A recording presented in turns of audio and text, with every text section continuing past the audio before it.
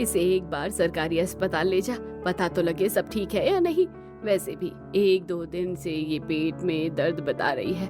मेरा तो जी घबरा रहा है। माँ, आप टेंशन मत लो, सब सही होगा। आज मैं पहले अचार और पापड़ बेचाता हूँ, उसके बाद जो पैसे बनेंगे मैं राधा को अस्पताल लेकर चला जाऊंगा। ये कहकर अनिल अपने भाई नितिन को साथ लेकर अचार और पापड़ बेचने निकल जाता है। ये परिवार बहुत गरीब है। इनका एक पुराना मिट्टी का घर है जिसमें एक पंखा है जो कभी चलता है तो कभी बंद हो जाता है।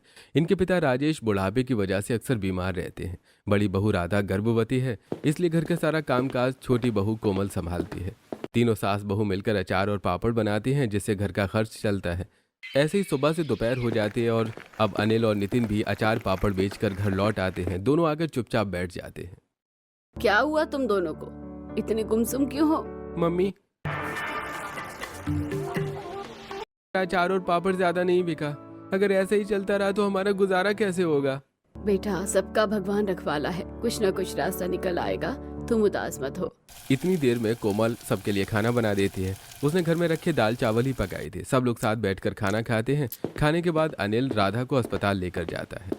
घबराने की कोई बात नहीं है, सब कुछ ठीक चल रहा है। बस आपको इनके खाने पीने का ध्यान रखना है। बच्चा थोड़ा वीक है लेकिन सही डाइट से ग्रोथ हो जाएगी। शुक्रिया डॉक्टर, हम आपकी बताए अनुसार ही ध्यान रखेंगे। इस तरह दोनों अस्पताल से बाहर आते हैं और बाजार से होते हुए घर लौटने लगते हैं। पूरे बाजार में चारों तरफ आम ही आम दिखाई दे रहे थे। पूरे बाजार में आम के अलावा कोई फल ही नहीं दिख रहा। अरे, आम का सीजन आ गया है ना, अब तो यही चलेगा गर्मियों में। मुझे भी मैंगो शेक पीना है, आप दिलवा दो ना प्लीज। अनिल अपनी जेब में हाथ डालता है। उसके पास सिर्फ 100 रुपए का एक नोट होता है, लेकिन अपनी गर्भवती पत्नी की इच्छा पूरी करना भी जरूरी है। वो एक मैंगो शेक वाले के पास जाता है और सिर्फ राधा के लिए एक गिलास शेक बनवाता है। जैसे ही राधा खुशी खुशी शेक पीती है वो तुरंत उसे